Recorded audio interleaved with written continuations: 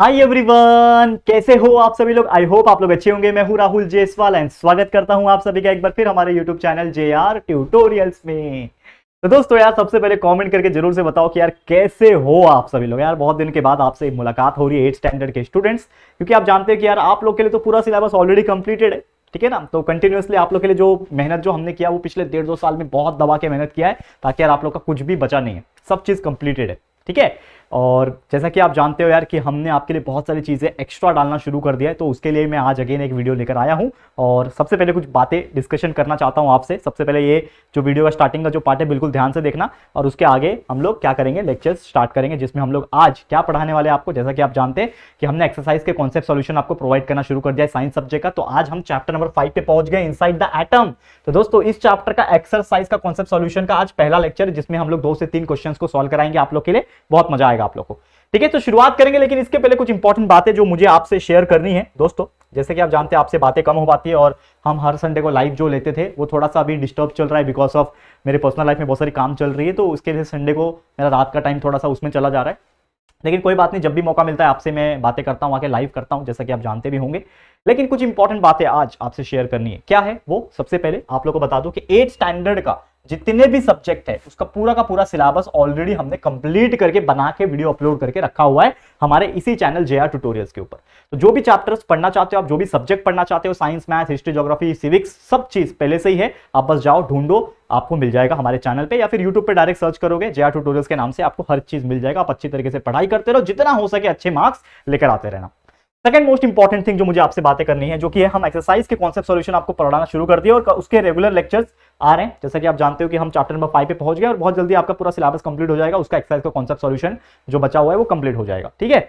कुछ इंपॉर्टेंट चीज ये भी है कि आप अब तक अगर मुझसे इंस्टाग्राम पे नहीं जुड़े हो तो जरूर से फॉलो कर लेना यार, क्योंकि बहुत सारे ऐसे बच्चे हैं जो मुझे इंस्टाग्राम पे कनेक्टेड नहीं है और मुझसे बातें नहीं कर पाते। कमेंट सेक्शन में हम हर किसी को रिप्लाई नहीं दे पाएंगे, जैसे कि आप जानते हो लगभग हजारों 2000 बहुत कमेंट आ जाते हैं, तो सबके रिप्लाई देना इम्पॉसिबल होता है। तो आप मुझे मैसेज कर सकते हो इंस्टाग्राम पे, या फिर मेंशन कर देना, आपको मैं रीमेंशन वहां पे कर दूंगा, सो दैट हमारी बातें वहां से हो सकती है। और मैं बीच बीच में इंस्टा पे लाइव भी करता हूं, तो फेस टू फेस भी बातें हो सकती है। तो जरूर से फॉलो कर लेना इंस्टाग्राम पे। साथ ही में मैं आपसे एक चीज, एक रिक्वेस्ट करना चाहता हूं, या फिर आपसे एक सजेशन मांगना चाहता हूं कि बहुत सारे बच्चे मुझे रिसेंट में कमेंट कर रहे थे कि सर 5th स्टैंडर्ड के वीडियोस बनाना स्टार्ट कर दो, और ये लगभग 2-3 महीने से मैं देख रहा हूं, और मैंने आपसे एक बोला भी था कि मैं बनाऊंगा, लेकिन ड्यू टू द इतना बिजी शेड्यूल, जैसे कि आप जानते हो कि हमारे इस चैनल पे 6 से लेके 12वीं तक के वीडियोस कंटिन्यूअसली आते हैं, तो बहुत बिजी शेड्यूल है मेरा, बहुत टाइट शेड्यूल है, आराम करने में नहीं मिलता है। लेकिन यहाँ पे मैं एक चीज आपसे पूछना चाहता हूँ कि क्या आप लोगों को 5th स्टैंडर्ड के वीडियोस चाहिए? क्या आपके छोटे भाई बहन हैं? क्या 5वीं के बच्चे भी ये वीडियो देख रहे हैं? तो मुझे जरूर से कमेंट करके बताओ। अगर बहुत सारे ज्यादा कमेंट रहेंगे आपके फ्रेंड्स, आपके फ्रेंड सर्कल में, रिलेटिव्स में, आपके भाई बहन पे, सबको पूछ लेना एक बार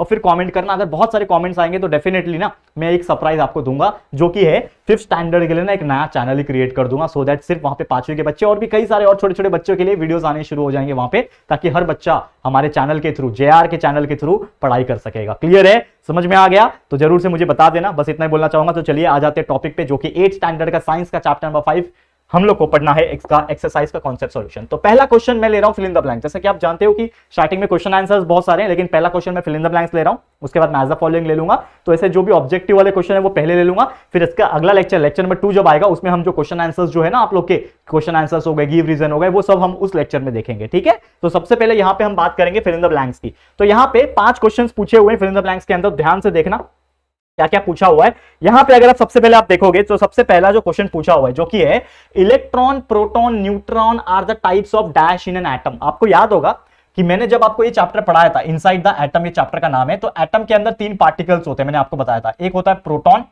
ठीक है, दूसरा होता है दोस्तों इलेक्ट्रॉन्स, ठीक है, और तीसरा होता है न्यूट्रॉन, ठीक है। ये 3 पार्टिकल थे, करेक्ट है? आपको याद होगा। तो प्रोटॉन जो होता है वो पॉजिटिव चार्ज होता है, इलेक्ट्रॉन जो होता है वो निगेटिव चार्ज होता है, करेक्ट है, और जो न्यूट्रॉन होता है वो न्यूट्रल होता है। ये मैंने आपको पढ़ाया था ऑलरेडी। तो सेम क्वेश्चन क्या पूछा है कि electron, proton and neutrons are the dash type of an atom. तो ये क्या है? तो सबसे पहले मैं बता दूं कि इलेक्ट्रॉन, प्रोटॉन और जो ये न्यूट्रॉन होते हैं ना, ये होते हैं सब एटॉमिक पार्टिकल्स। क्या होते हैं दोस्तों? सब एटॉमिक पार्टिकल्स, मतलब ये हमारे एटम्स के अंदर पार्टिकल्स प्रेजेंट होते हैं, जिसको हम लोग क्या बोलेंगे? सब एटॉमिक पार्टिकल्स। तो आपको इस चीज का आंसर क्या हो जाएगा? पहला क्वेश्चन का आंसर कि इलेक्ट्रॉन, प्रोटॉन और न्यूट्रॉन जो है वो एटम के अंदर के पार्टिकल्स है, इसीलिए इसको क्या बोलते हैं? सब atomic particles in an atom. Clear है? समझ में आ गया? तो ये था हमारे क्वेश्चन नंबर 1 का आंसर। क्लियर है, समझ में आ गया। चलो आगे बढ़ जाते हैं। नेक्स्ट क्वेश्चन क्या पूछा है, an electron carries a dash charge. मुझे बताओ इलेक्ट्रॉन के पास कौन सा चार्ज होता है, इलेक्ट्रॉन के पास होता है माइनस, माइनस मतलब निगेटिव चार्ज, तो हम लोग क्या देंगे, electron carries a negative charge. कितना सिंपल आंसर था, निगेटिव चार्ज होता है, करेक्ट है। वैसे ही तीसरा क्वेश्चन देखो, the electron shell dash is nearest to the nucleus. Shells, आपको याद होगा कि मैंने पढ़ाया था आपको कि हमारे ना जब भी हम लोग एटम्स की बात करते हैं तो उसके पीछे 4 शेल होता है, 1 2 3 एंड 4। तो आपको याद होगा कि जो पहला शेल होता है उसको के बोलते हैं, दूसरा एल, तीसरा एम और ये एन, के एल एम एन, ये शेल्स होते हैं। तो सबसे पहले के होता है, फिर एल होता है, फिर एम होता है और फिर एन होता है। तो सबसे नजदीक में जो न्यूक्लियस है हमारा बीच वाला, उसके नजदीक में क्या है, के है। तो हम लोग क्या बोल सकते हैं कि जो इलेक्ट्रॉन शेल जो है, ये के जो शेल होता है ना, is the nearest to the nucleus. तो सबसे नजदीक में क्या होता है, के होता है, याद रखना, ठीक है, समझ में आ गया। Next question, the electronic configuration of magnesium is 282। Electronic configuration ये सब चीज पढ़ा चुका हूं ऑलरेडी इस चैप्टर के अंदर, तो लेक्चर जाके देख लेना अगर आपने नहीं देखा है तो आपको पूरा कॉन्सेप्ट समझ में आ जाएगा। इलेक्ट्रॉनिक कन्फिगरेशन, वैलेंसी, हर एक चीज मैंने पढ़ाया हुआ है दोस्तों। तो यहां पे इलेक्ट्रॉनिक कन्फिगरेशन 2,8,2 दिया हुआ है। From this it is understand the valence of the shell of magnesium is dash. यानी कि हमें जो पूछा है क्वेश्चन यहां पे कि यहां पे जो वैलेंस शेल है मैग्नीशियम का, उसका नाम क्या है। तो जैसे कि ये पहला वाला के होगा, ये एल होगा, सबसे लास्ट वाला क्या है, एम। तो ये 2 मेरा क्या है, वैलेंस शेल है ना, तो ये हमारा एम शेल है। तो यहां पे हम लोग बोल देंगे एम शेल। कौन सा शेल है ये, एम शेल पे आया ना 282, तो तीसरा क्या होता है, एम होता है, तो ये एम शेल पे है, करेक्ट है। तो ये हो गया हमारा फोर्थ का आंसर, एम शेल, करेक्ट है, समझ में आ गया। And last question, the valency of hydrogen is 1 as per the molecular formula. हमारा जो मॉलिक्यूलर फॉर्मूला है H2O, उसके हिसाब से मेरा जो हाइड्रोजन है उसका वैलेंसी कितना होता है, 1 होता है। ये हम जानते हैं क्योंकि एटॉमिक नंबर भी 1 होता है, इलेक्ट्रॉनिक कन्फिगरेशन 1 होगा, 1 इलेक्ट्रॉन दे देगा वो या फिर ले लेगा, तो that is the valency is 1।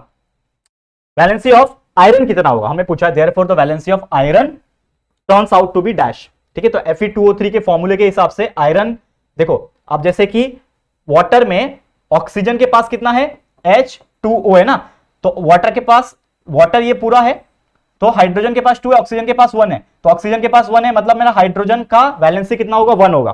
ठीक है, जैसे हमने बताया। वैसे ये Fe2O3 है, तो मुझे किसका निकालना है, आयरन का निकालना है वैलेंसी। तो आयरन का वैलेंसी क्या है, अगला वाला, दैट इज 3। तो यहां पे क्या हो जाएगा, आयरन का वैलेंसी हो जाएगा 3। समझा, बहुत सिंपल कॉन्सेप्ट है, ये सभी चीज पढ़ा चुका हूं दोस्तों इसके लेक्चर में। इस चैप्टर का लेक्चर जाके देखो, हमने व्हाइट बोर्ड पे पढ़ाए हैं, बहुत बेहतरीन तरीके से पढ़ाए हैं, आप जाके पढ़ाई करते रहना अच्छी तरीके से। ठीक है, तो ये हो गया हमारा question number 1, fill in the blanks. पूरा अच्छी तरीके से इसका कॉन्सेप्ट के साथ आपको आंसर बता दिया। पूरा उम्मीद करता हूं कि मजा आया होगा आपको पढ़ के, आज बहुत बेहतरीन तरीके से हमने हर चीज एक्सप्लेन कर दी है। ठीक है, समझ में आ गया। अब चलते हैं अगले क्वेश्चन के ऊपर, देखते हैं अगला क्वेश्चन क्या है। नेक्स्ट क्वेश्चन है हमारा मैच द पेयर। बहुत सिंपल होता है मैच द फॉलोइंग। तो मैच द फॉलोइंग है, बहुत सिंपल है। सबसे पहले यहाँ पे ग्रुप ए में प्रोटॉन, इलेक्ट्रॉन, न्यूट्रॉन दिया है, ग्रुप बी में नेगेटिवली चार्ज, न्यूट्रल और पॉजिटिवली चार्ज दिया हुआ है। ठीक है, तो प्रोटॉन क्या होता है, जैसे मैंने बताया प्रोटॉन होता है पॉजिटिवली चार्ज, तो प्रोटॉन का आंसर क्या हो जाएगा, पॉजिटिवली चार्ज। और आप लोग को ऐसा एरो मत मारना, आप लोग सामने सामने आंसर लिखना। ठीक है, मैं एरो मार के दिखा रहा हूं कि क्या करेक्ट है, लेकिन आप लोग सामने सामने लिखना, एग्जाम में गलत मत करके आना, ऐसे बच्चों जैसा लाइन मत खींच के आ जाना। ठीक है, तो प्रोटॉन का आंसर है पॉजिटिवली चार्ज।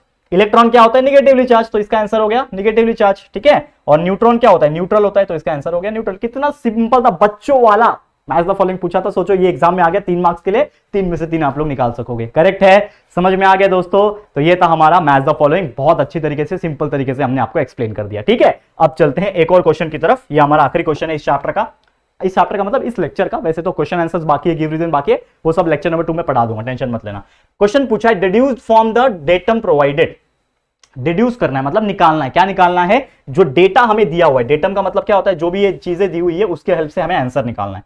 तो ये निकालना है, ये हमें दिया हुआ है। तो डेटम दिया हुआ है, सबसे पहले क्या दिया हुआ है, डेटम सोडियम, और सोडियम के ऊपर है 23 और इसके नीचे है 11। तो मुझे एक बात बताओ, आपको अगर याद होगा, कोई भी जब हम सिंबल लिखते हैं एलिमेंट्स का, तो जो ऊपर होता है वो उसका एटॉमिक मास होता है और जो नीचे होता है वो उसका एटॉमिक नंबर होता है। ये हम पढ़ चुके हैं। इलेक्ट्रॉन क्या होता है, प्रोटॉन क्या होता है, न्यूट्रॉन क्या होता है, एटॉमिक मास का मतलब क्या होता है, एटॉमिक नंबर का क्या मतलब क्या होता है, ये सभी चीज हम लोग को आता है क्योंकि हमने लेक्चर्स बनाए हैं आप लोग के लिए। तो जिन्होंने लेक्चर्स नहीं देखे उनको थोड़ा नया लगेगा, लेकिन मैं आप लोग को रिक्वेस्ट हमेशा करता हूं कि एक्सरसाइज पढ़ रहे हो ना आज, तो उसके पहले लेक्चर्स भी तो पढ़ना चाहिए। तो लेक्चर्स भी जाके देखो सबसे पहले, आपको बहुत अच्छे समझ में आएगा। हार्डली 5 से 6 लेक्चर्स होंगे इस चैप्टर के, तो आप देखोगे तो पूरा चैप्टर कंप्लीट हो जाएगा, पूरा कॉन्सेप्ट समझ में आ जाएगा। फिर ये एक्सरसाइज के कॉन्सेप्ट सॉल्यूशन देखोगे तो आपको बहुत मजा आ जाएगा पढ़ने में। ठीक है, तो यहां पे हम लोग को एक्चुअल में क्या निकालना है, देखो इसका क्या निकालना है, हम लोग को न्यूट्रॉन नंबर निकालना है। तो मतलब इसका हम लोग को क्या निकालना है, न्यूट्रॉन नंबर। तो मैं आपको बता दूं कि जो न्यूट्रॉन नंबर होता है, न्यूट्रॉन नंबर मतलब क्या, नंबर ऑफ न्यूट्रॉन्स। तो नंबर ऑफ न्यूट्रॉन्स को कैलकुलेट करने का जो फॉर्मूला होता है वो होता है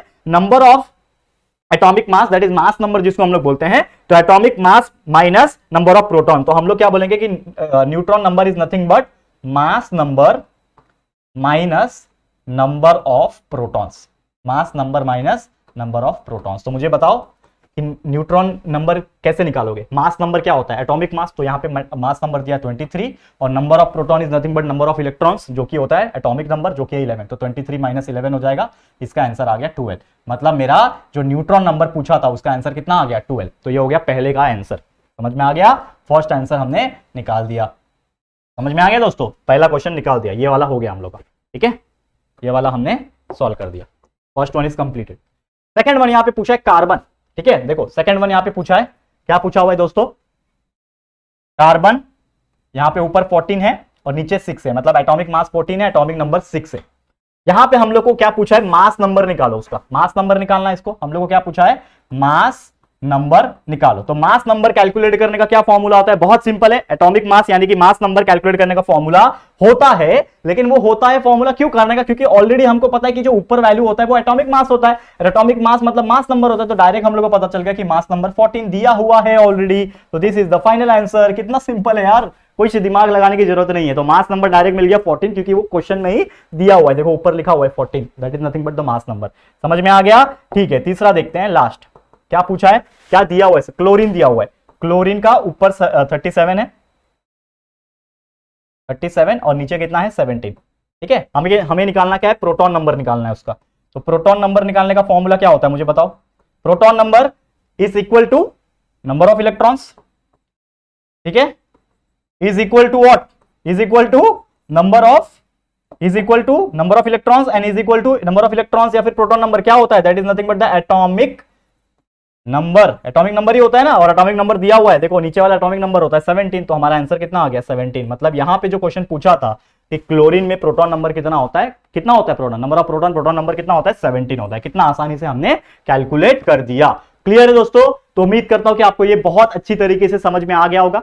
तो यही था हमारे क्वेश्चन नंबर तो जो भी थे 6, 7, 8 जो भी रहे होंगे, तो फिल इन द ब्लैंक्स करा दिया, मैच द फॉलोइंग करा दिया और डिड्यूस्ड फॉर्म जो था इस क्वेश्चंस जो हमें पूछा था बहुत बेहतरीन तरीके से हमने सॉल्व करा दिया है। उम्मीद करता हूं ये सभी चीज के जो कॉन्सेप्ट है ये आपको समझ में आ गए होंगे, ठीक है। अब इस एक्सरसाइज के अंदर, इस जो चैप्टर है इनसाइड द एटम, इसके एक्सरसाइज के कॉन्सेप्ट सॉल्यूशन के अंदर सिर्फ क्वेश्चन आंसर्स बचे हैं, मैच द फॉलोइंग नहीं, मैच द फॉलोइंग नहीं हो गया, क्वेश्चन आंसर्स और गिव रीजन वगैरह बचे हैं, वो हम लोग करा देंगे लेक्चर नंबर 2 में। तो आप लोग बस थोड़ा सा इंतजार कर लेना और हर एक चीज आपको मिल जाएगा, टेंशन मत लेना। तो दोस्तों इसी के साथ आज का लेक्चर समाप्त करता हूं। बहुत अच्छा लगा होगा आप लोग को भी, उम्मीद करता हूं बहुत मेहनत किया हमने आपके लिए। और बस एक ही चीज रिक्वेस्ट है कि जितना हो सके वीडियोस हमारे देखते रहो, अपने लोगों तक पहुंचाते रहो, शेयर करते रहो जितना हो सके, क्योंकि बहुत सारे लोग को नहीं पता है हमारे चैनल के बारे में। तो प्लीज शेयर टू एवरीवन। और हमारा एक सपना अभी आने वाला है, जैसे कि आप जानते हो हमारा चैनल 1 मिलियन के काफी नजदीक है। तो डेफिनेटली अगर आप प्यार सपोर्ट दिखाओगे तो ये आंकड़ा हम जल्दी से जल्दी टच कर पाएंगे। तो प्लीज शेयर करते रहना, सब्सक्राइब करते रहना हमारे चैनल को। और जो मैंने स्टार्टिंग में बात की ना 5वीं के रिगार्डिंग, 5th स्टैंडर्ड के वीडियोस के रिगार्डिंग जो स्टार्टिंग में मैंने बात कही है, वो वीडियो को जरूर से शेयर करना और अपने दोस्तों तक पहुंचा देना कि 5th के वीडियोस चाहिए कि नहीं, कमेंट करके बता देना, ठीक है।